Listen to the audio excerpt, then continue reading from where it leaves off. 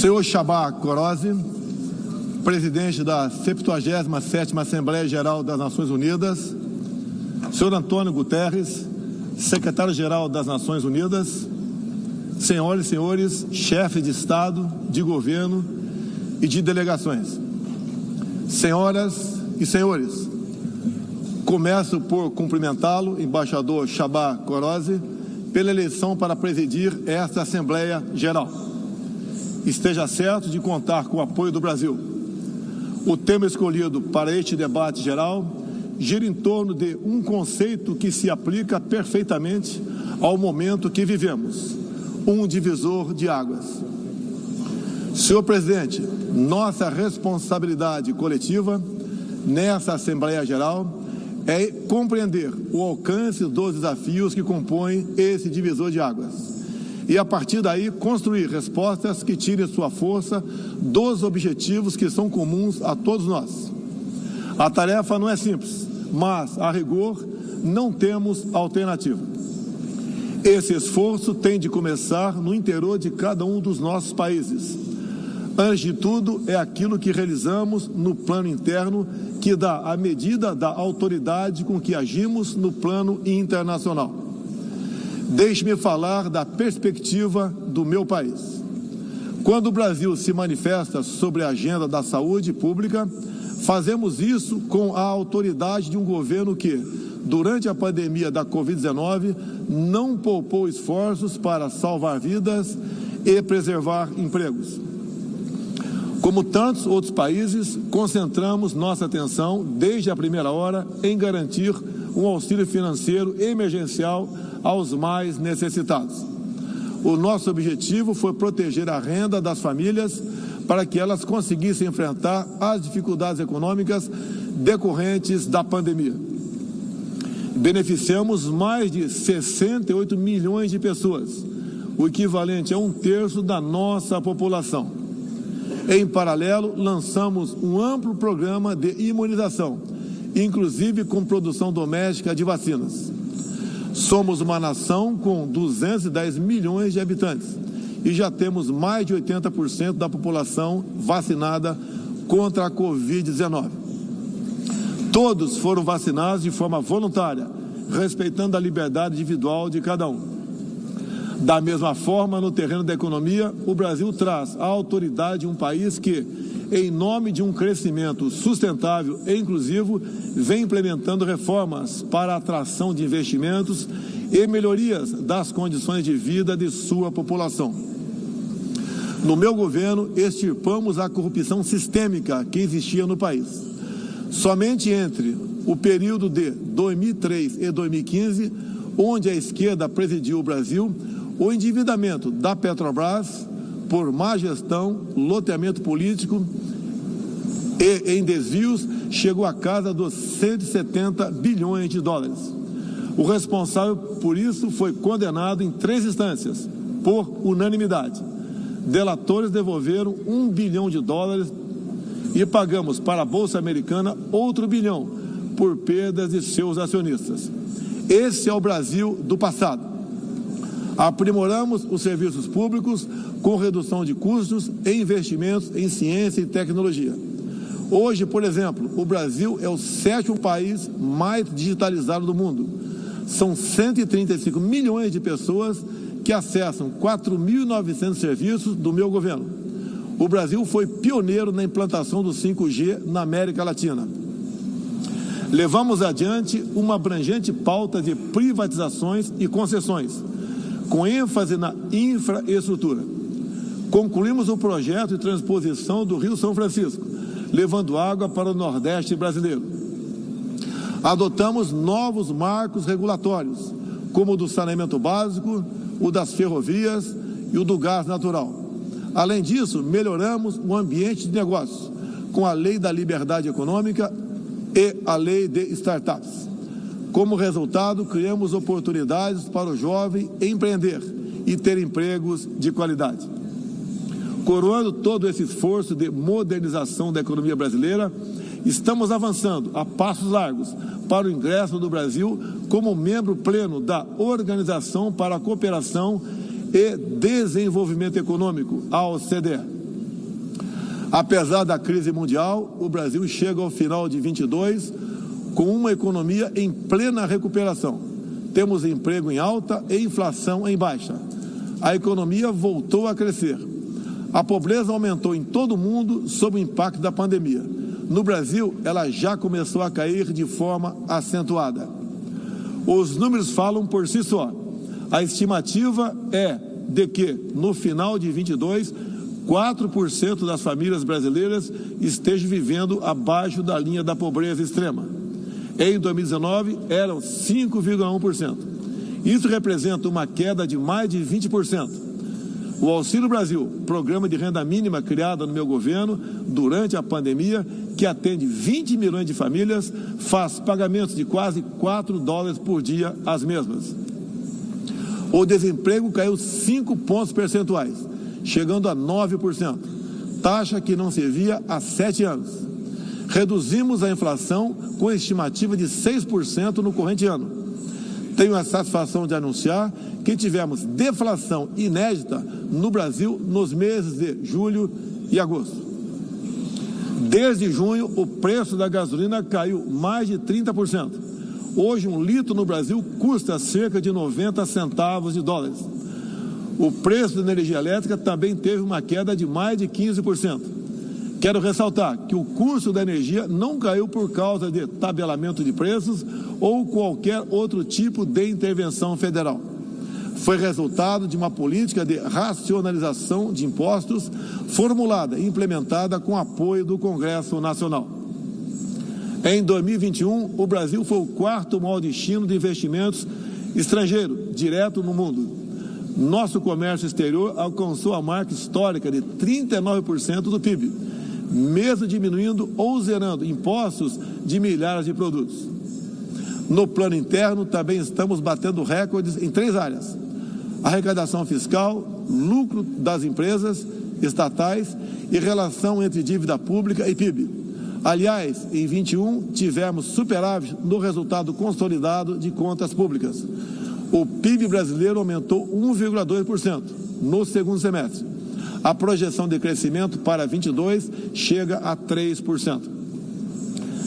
Temos a tranquilidade de quem está no bom caminho, o caminho de uma prosperidade compartilhada entre os brasileiros e, mais além, compartilhada com nossos vizinhos e outros parceiros mundo afora. É isso que vemos, por exemplo, na produção de alimentos. Há 4 décadas, o Brasil importava alimentos. Hoje, somos um dos maiores exportadores mundiais. Isso só foi possível graças a pesados investimentos em ciência e inovação, com vistas à produtividade e à sustentabilidade. Faço aqui um tributo à pessoa de Alisson Paulinelli, candidato brasileiro ao Prêmio Nobel da Paz, por seu papel na expansão da fronteira agrícola brasileira com o uso de novas tecnologias. Este ano, o Brasil já começou a colheita da maior safra de grãos da nossa história. Estima-se pelo menos 270 milhões de toneladas. O Brasil também, em poucos anos, passará de importador a exportador de trigo. Para o período de 22-23, a previsão é que a produção total ultrapasse os 300 milhões de toneladas. Como afirmou a diretora-geral da Organização Mundial do Comércio, em recente visita que nos fez, se não fosse o agronegócio brasileiro, o planeta passaria fome, pois alimentamos mais de 1 bilhão de pessoas ao redor do mundo. O nosso agronegócio é orgulho nacional. Senhor presidente, quero lembrar que, também na área do desenvolvimento sustentável, o patrimônio de realizações do Brasil é fonte de credibilidade para a ação internacional do nosso país. Em matéria de meio ambiente e desenvolvimento sustentável, o Brasil é parte da solução e referência para o mundo. 2/3 de todo o território brasileiro permanece com vegetação nativa, que se encontra exatamente como estava quando o Brasil foi descoberto em 1500. Na Amazônia brasileira, área equivalente à Europa Ocidental, mais de 80% da floresta continua intocada, ao contrário do que é divulgado pela grande mídia nacional e internacional. É fundamental que, ao cuidarmos do meio ambiente, não esqueçamos das pessoas. A região amazônica abriga mais de 20 milhões de habitantes, entre eles indígenas e ribeirinhos, cuja subsistência depende de algum aproveitamento econômico da floresta. Levamos internet a mais de 11 mil escolas rurais e a mais de 500 comunidades indígenas. O Brasil começou sua transição energética há quase meio século, em reação às crises do petróleo daquela época. Hoje temos uma indústria de biocombustíveis moderna e sustentável. Indústria que contribui para a matriz energética mais limpa entre os países do G20. Cerca de 84% da nossa matriz elétrica atualmente é renovável. E esse é o objetivo que muitos países desenvolvidos esperam alcançar somente depois de 2040 ou 2050. No ano passado, o Brasil foi escolhido pelas Nações Unidas como o país campeão da transição energética. Temos capacidade para ser um grande exportador mundial de energia limpa.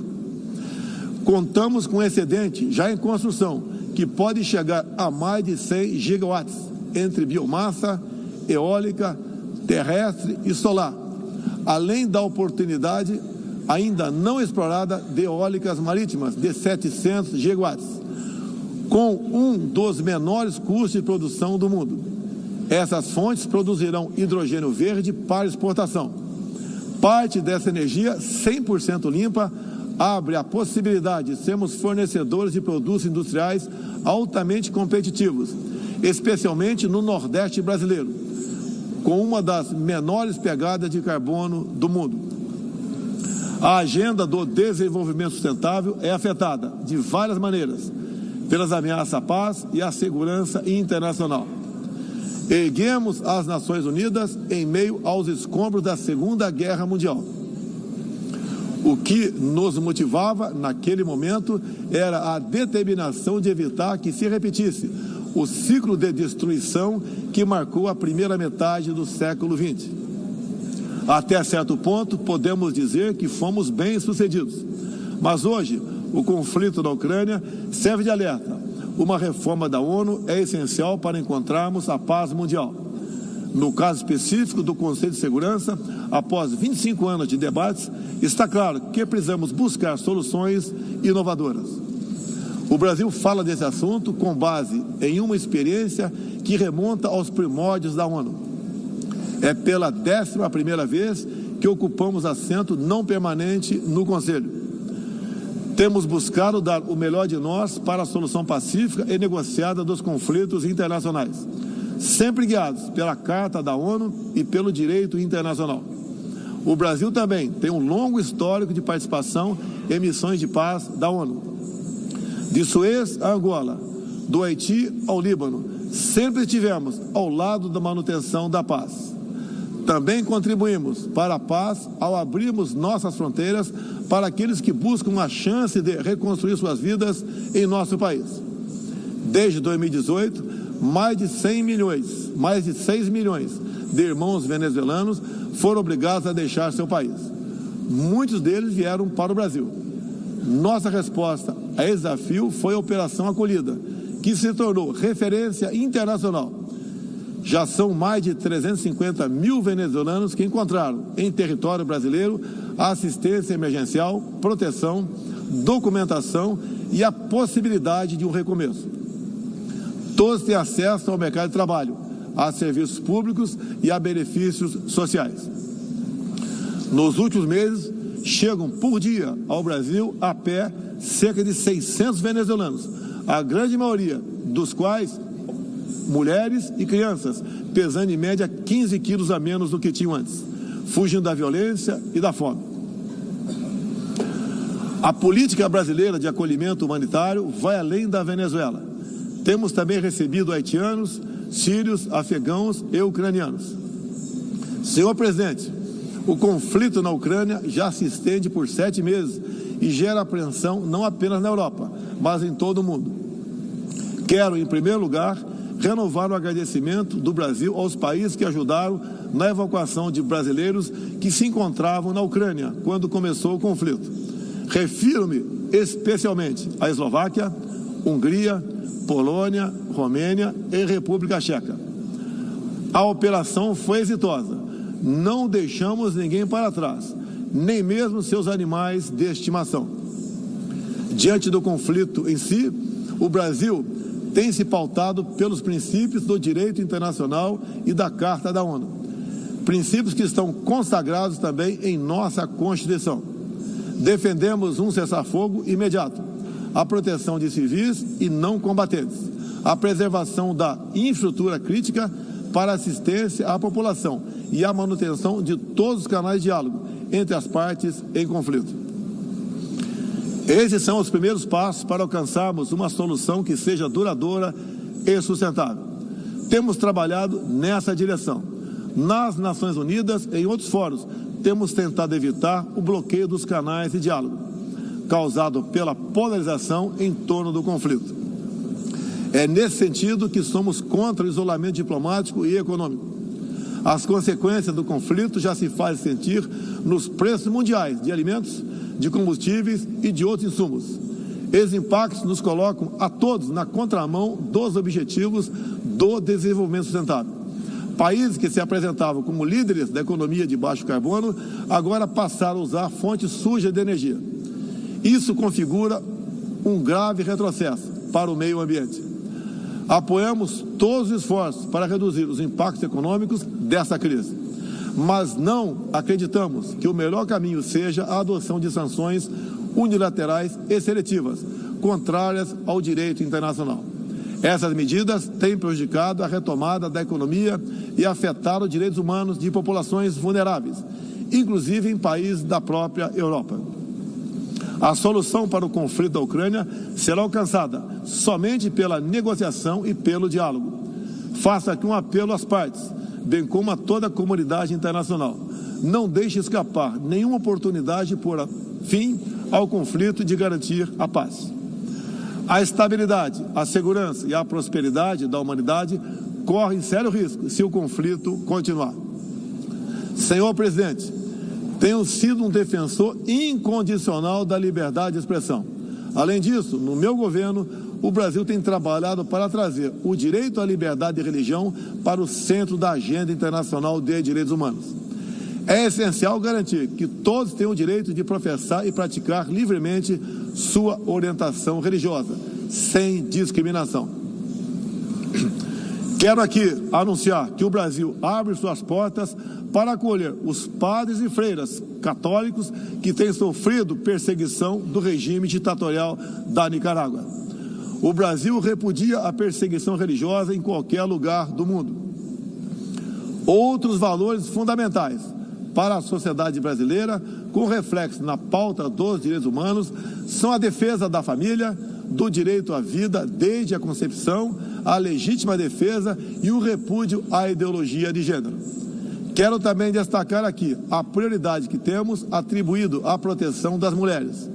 Nosso esforço em sancionar mais de 70 normas legais sobre o tema desde o início do meu governo, em 2019, é prova cabal desse compromisso.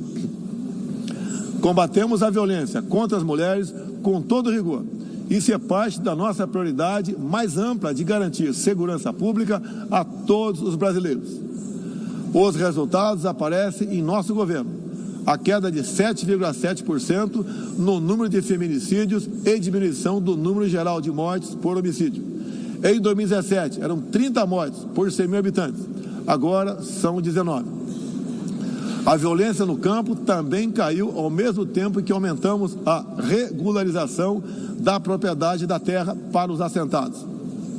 No meu governo, entregamos 400 mil títulos rurais, 80% deles para as mulheres. Trabalhamos no Brasil para que tenhamos mulheres fortes e independentes, para que possam chegar aonde elas quiserem. A primeira-dama, Michele Bolsonaro, trouxe novo significado ao trabalho de voluntariado desde 2019, com especial atenção aos portadores de deficiências e doenças raras. Senhor presidente, senhor secretário-geral, senhoras e senhores, chefe de Estado e de governo, Senhoras e senhores, neste 7 de setembro, o Brasil completou 200 anos de história como nação independente. Milhões de brasileiros foram às ruas, convocados pelo seu presidente, trajando as cores da nossa bandeira. Foi a maior demonstração cívica da história do nosso país. Um povo que acredita em Deus, pátria, família e liberdade. Muito obrigado a todos os senhores.